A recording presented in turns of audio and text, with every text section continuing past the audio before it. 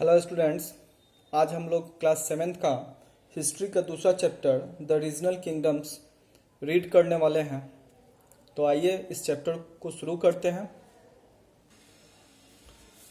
जैसा कि आप देख रहे हैं, द रीजनल किंगडम चैप्टर को हम लोग नीचे कुछ भागों में डिवाइड कर दिए हैं और उसी के हिसाब से टॉपिक बाय टॉपिक हम इस चैप्टर को रीड करेंगे और समझेंगे।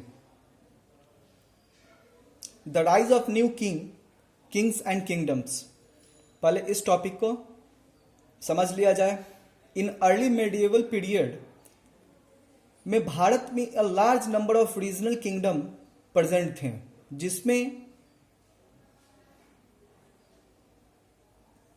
हिंदी में पाल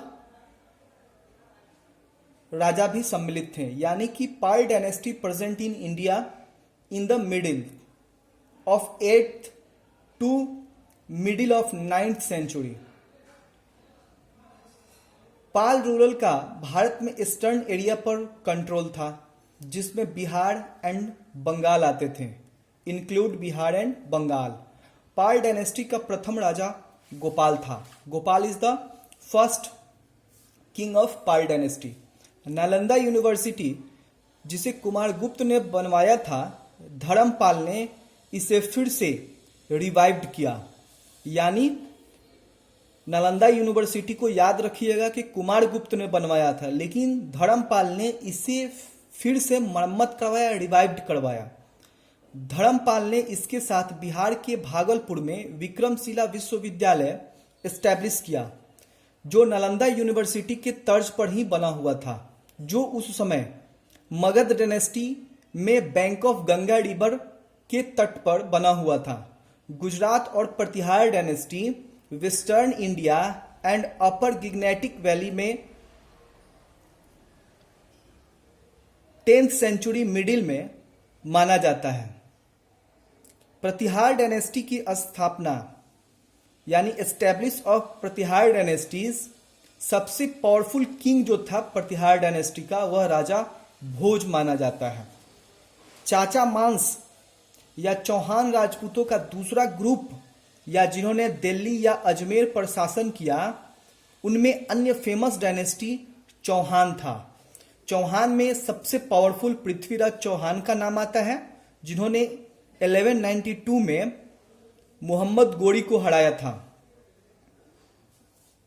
दूसरे डायनेस्टी में राष्ट्रकूट डायनेस्टी की स्थापना दंती दुर्ग ने की, जिसने अपनी राजधानी मालखेंड बनाई। राष्ट्रकूट डायनेस्टी ने ही मुस्लिमों को व्यापार एवं धर्म प्रचार करने की अनुमति दी थी। दंती दुर्ग डायनेस्टी एरिया जो था वह डेक्कन और महाराष्ट्र का एरिया था, जहां उन्होंने 100 इयर्स राज किया, रूल्ड किया।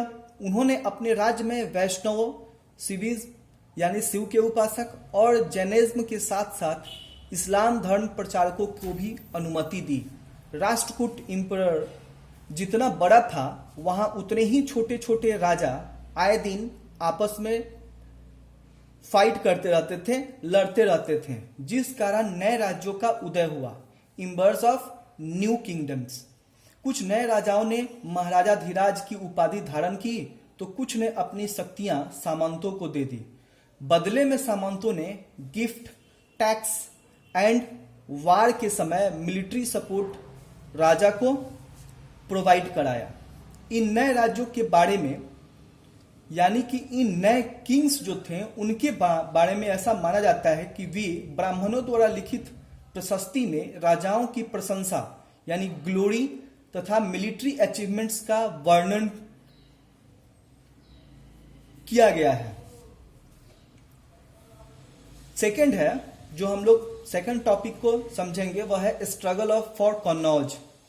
ये जो था वह नॉर्थ इंडिया में, खास करके कन्नौज में हर्षवर्धन का पावर था एंड सॉवरेजेंट था। यह एरिया गिग्नेटिक वैली, फर्टाइल और रिच रिसोर्सेज होने के कारण 3 डायनेस्टी यानी कि पाल, प्रतिहार एंड राष्ट्रकूट की स्ट्रगल का सेंटर था। राजपूत समझ लीजिए, मेडिएवल इंडिया में राजपूत का अपना एक महत्वपूर्ण योगदान रहा है। अ ग्रेट उन्होंने नॉर्थ इंडिया में यानी राजपूतों ने नॉर्थ इंडिया में राजपूत किंगडम एस्टेब्लिश किया, जिसमें मालवा के परमार, अजमेर के चौहान, कन्नौज के गढ़वाल, गुजरात के चालुक्य तथा दिल्ली के तोमर आते हैं। A lot of resources and energy के लिए वे कभी कभी अकेले तो कभी साथ में युद्ध लड़ते थे। कुछ राजपूतों ने हिंदुज्म तो कुछ ने जैनिज्म को सपोर्ट किया।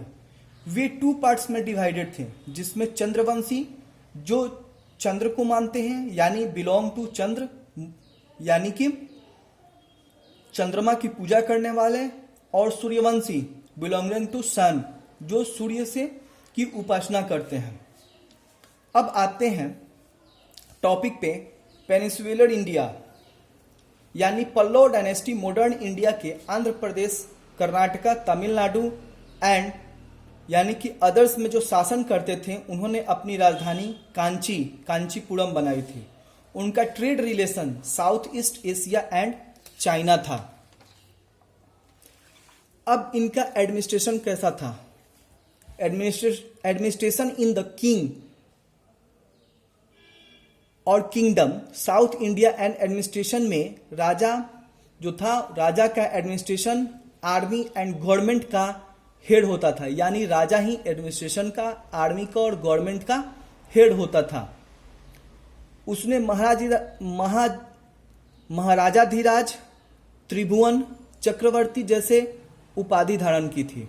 उसका आदेश सामंत, रेवेन्यू मिनिस्टर, सेनापति, चीफ जस्टिस, पुरोहित सब मानने के लिए बाध्य थे। सामंत वेयर डिफीटेड रूलर्स थे। सामंत क्या थे? Samant were defeated rulers. राजा लॉ एंड ऑर्डर के साथ लोगों की भलाई का निर्णय लेते थे। राजा टैक्स कलेक्शन का जो आदेश देते थे वह जनता की भलाई में लगाया जाता था। ब्राह्मणों का बड़ा आदर था और कुछ में ब्राह्मण्स जो थे टैक्स फ्री भी थे, यानी कुछ में ब्राह्मण्स को टैक्स फ्री से किया गया था, टैक्स से मुक्त किया गया था। ट्रेडर्स एंड फार्मर्स को टैक्स देना पड़ता था। ये टैक्स जनता की भलाई में खर्च होते थे। गांव का प्रधान हेडमैन होता था। अब आ जाइए गजनवी। अफगान शासक गजनवी था। Ghaznavi was a Afghan ruler. जो मोहम्मद गजनवी ने 17 बार यानी 17 बार भारत पर आक्रमण किया और भारत के सिटी प्लेसेस और खास करके सोमनाथ मंदिर जो गुजरात में है उसको लूटा, उसको टारगेट पे रखा। गजनवी का अपोज करने के लिए कोई स्ट्रांग रूलर उस समय भारत में नहीं था। कन्नौज, मथुरा, सोमनाथ, जैसे कि आपको बता दिया गया है, सोमनाथ को उसने 17 बार लूटा है। यह सिद्ध करता है कि उसने भारत में कितनी लूटपाट मचाई, यानी कि 17 बार कोई अटैक करता है इंडिया पर तो यह उसका प्रमाण होता है कि यहां से कितनी धन संपदा वह बटोर के अपने देश ले गया। अलबरूनी ने अपनी किताबुल हिंद में इसकी विस्तार से चर्चा की है। तो स्टूडेंट्स, इस चैप्टर के कंप्लीट होने के बाद हम लोग मिलते हैं नेक्स्ट चैप्टर में। Objective, fill in the blanks, true false complete करने के बाद आप लोगों का लॉन्ग शॉर्ट आंसर पे जो भी प्रॉब्लम होगा वो आपको व्हाट्सएप पे शेयर कर दिया जाएगा।